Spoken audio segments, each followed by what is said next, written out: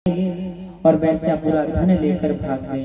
और जब धन लेकर भाग गई तो धुंधकारी तो प्रेत बन गया। एक बार गोकर्ण जी आए और बोले कि रात का समय है और रात का समय है तो सबको कहाँ विद्वान तो थे ही, पूरे घर में मेला जैसा लग जाएगा, इसलिए बोले कि चलो मैं अपने घर में ही चलता हूँ। आत्मदेव जी का घर बहुत बड़ा था। पहुंचे तो धुंधकारी तो प्रेत बन चुका था। अब प्रेत की आदत होती है कि सबसे पहले डराना, अगर डर गया तो मर गया, है ना। तो अब वो गोकर्ण जी को डरा रहे हैं, जो ज्ञानी है, संत आदमी है।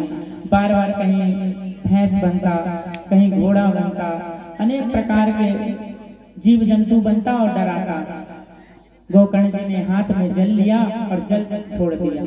तो बोलता है कि मैं आपका भाई हूँ, अनेक प्रकार के पाप कर्मों से लिप्त था, इस कारण से मैं प्रेत बन गया हूँ। अब बताइए, एक भाई इतना विद्वान और एक भाई ये प्रेत। कहा जाता है ना कि जिस प्रकार से हाथ की पांचों उंगली बराबर नहीं होती ना, उसी प्रकार से हमारे यहाँ देखिए कि भगवान ने बनाया भी कितने तरीके से है। मैंने कल ही कहा था कि सबका एक जैसे अगर चेहरा बना सकता है, लेकिन मस्तिष्क एक जैसे नहीं बनाता, अलग अलग कर देता है। तो एक भाई इतना दुष्ट आत्मा, इतना प्रेत आत्मा और प्रेत ही बन गया, और प्रवृत्ति ऐसी थी कि प्रेत बनना ही था उसको, और एक संत बन गया। और संत तो भगवंत होते हैं।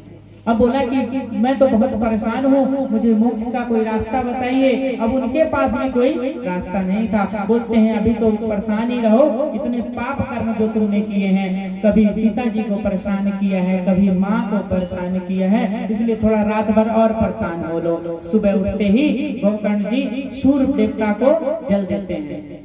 जपा कुसुम संकाशपेयं महादुतिं तमोरिं सर्व पापग्नं प्रणतोष्मि दिवाकरम्। और कथा देखिए, आपको हर क्षण कुछ ना कुछ सिखा रहे हैं, आप ध्यान दीजिए। गोकर्ण जी सुबह उठकर सूर्य को जल देते हैं।